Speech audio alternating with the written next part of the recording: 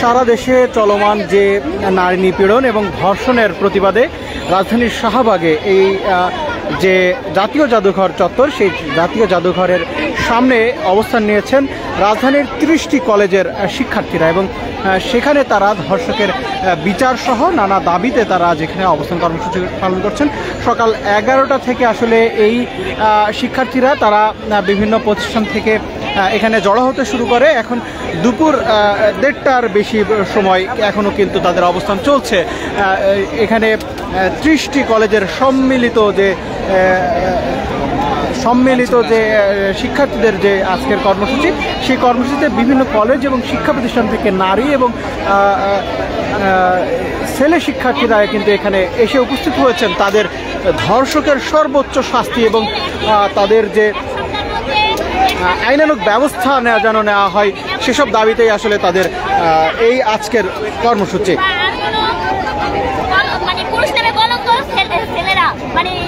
মেয়েদের দিকে তাকানোর সাহস না পায় এমন ভাবে ওদের কঠোর শাস্তি দিতে হবে। একটাই শাস্তি ফাঁসি। একজনের ফাঁসি দিলে পরবর্তীতে আর কেউ এইসব ধর্ষণ করার সাহস পাবে না। একটাই শাস্তি, ফাঁসি দেয় ওদের। দর্শক, এখানে কথা বলছিলাম যেই শিক্ষার্থীরা এখানে অবস্থান কর্মসূচি পালন করছেন তাদের সাথে। তারা বলছিলেন ধর্ষকের সর্বোচ্চ শাস্তি নিশ্চিত করাই তাদের মূল দাবি এবং তারা সেই দাবিটি আসলে তুলছেন। এখানে যারা আছেন সবাই কিন্তু কলেজের শিক্ষার্থী। একটু আরও কয়েকজনের সাথে কথা বলতে চাই, তারা আসলে কি বলছেন।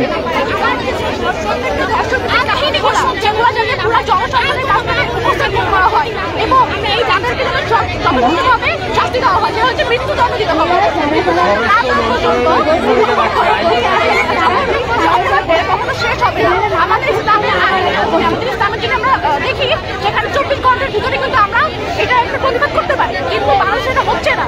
আমরা চাই যে এই লটা যেন সম্পূর্ণভাবে চেঞ্জ করা হোক। এটাই ভাইয়া। আর এরপরে আপনাদের কর্মসূচি কি আসলে? এরপরে আরো আসলে আপনারা কি করবেন? যদি আমাদের দাবিটা না নেওয়া হয়, যদি লটা চেঞ্জ না হয়, তাহলে আমরা ইনশাআল্লাহ এটা সম্পূর্ণ চলতে থাকবে। এটা যদি 1 বছর হয়, আমরা 1 বছর। আপনারা কি প্রধান উপদেষ্টা বাসভবন ঘেরাও কর্মসূচি করবেন কিনা? ভাবা হয় নাই। যদি আমরা দেখি যে না আমাদের দাবি মানা হচ্ছে না, তাহলে হয়তো কল্পনা করতে পারি, বাট এটা এখনো কল্পনা করা হয় না। দর্শক, শুনছিলেন এখানে যারা অবস্থান করছেন তাদের যে কর্মসূচি, সেই কর্মসূচি সম্পর্কে। এখানে বিভিন্ন কলেজ থেকে শিক্ষার্থীরা আসলে ছোট ছোট মিছিল নিয়ে এখানে জড়ো হয়েছিল সকাল থেকে।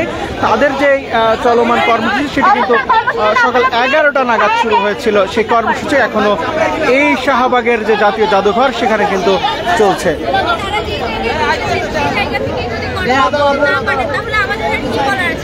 আপনারা কন্ট্রোল করতে পারবেন না, আপনারা পদত্যাগ করেন। আমরা সুস্থ বাংলাদেশ চাই, আমরা স্টুডেন্ট, আমরা ভালোভাবে বাঁচতে চাই। আমরা কথা বলছিলাম আসলে এখানে যারা অবস্থান করছেন শিক্ষার্থীরা তাদের সঙ্গে।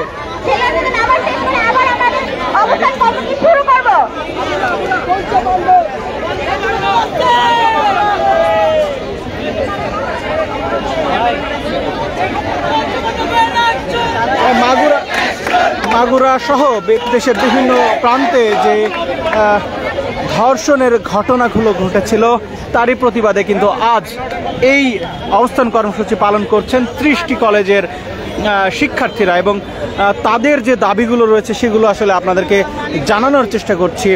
তাদের মূল দাবিটি ধর্ষকের সর্বোচ্চ শাস্তি নিশ্চিত করা, দ্রুত বিচার আওতায় নিয়ে আসা সহ নানা আসলে দাবি তারা করছেন।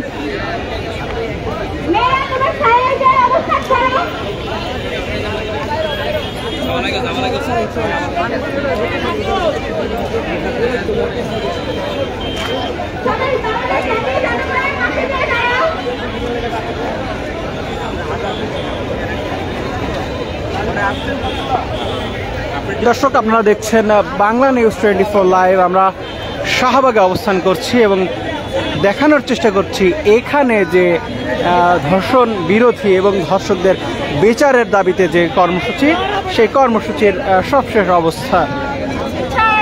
আমি তো দেখছি না বিচার হচ্ছে। এই গণতন্ত্রের যুগে তারা বলেছে যে প্রশাসনের দায়িত্ব হচ্ছে সরকারের কাছে পৌঁছে দেওয়া আমাদের দাবি। তাহলে আমরা কেন রাস্তায় নামছি আমরা দাবি পৌঁছানোর জন্য?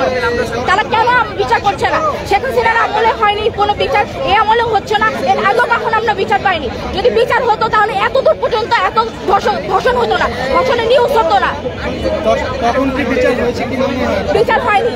যদি বিচার হতোই তাহলে এত দূর পর্যন্ত আসতো না এবং ধর্ষকরা এত মানে পার পারতো না, সাহস পেত না। এখন তো আমরা দেখতে পাচ্ছি যে কথা বলছিলাম আরো একজন শিক্ষার্থীর সঙ্গে, তারা তাদের চলমান কর্মসূচি কিন্তু চলছে। আরো একজনের সাথে কথা বলতে চাই এখানে যারা আছেন।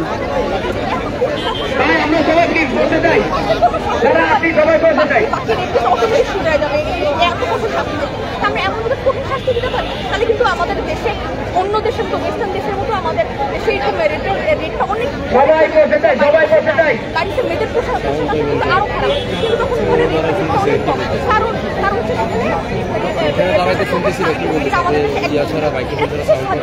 আমি বাইরে যাওয়ার আগে আমার প্যারেন্টস চিন্তা করে আমি বাসায় ফিরবো না কি, এটা কেমন স্বাধীনতা যে আমি নিজের দেশের বাইরে যাওয়ার আগে আমার প্যারেন্টসকে চিন্তা করতে হবে। এটা তো বাইরের দেশে হয় না, আমাদের দেশে কেন এরকম? তোমার দেশের স্বাধীনতা, তা এই স্বাধীনতা আসলভাবে স্বাধীন করতে হবে। এই যে বাংলাদেশের যে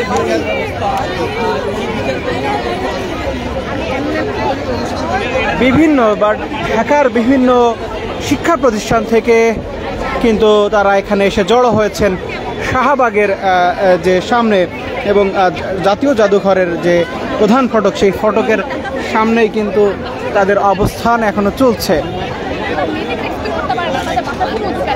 তো এখন ওদেরকে মানে মৃত্যুদণ্ড, ওদের শাস্তিটাই হওয়া উচিত। ইসলামে যেটা বলছে পাথর নিক্ষেপ করে দেয়।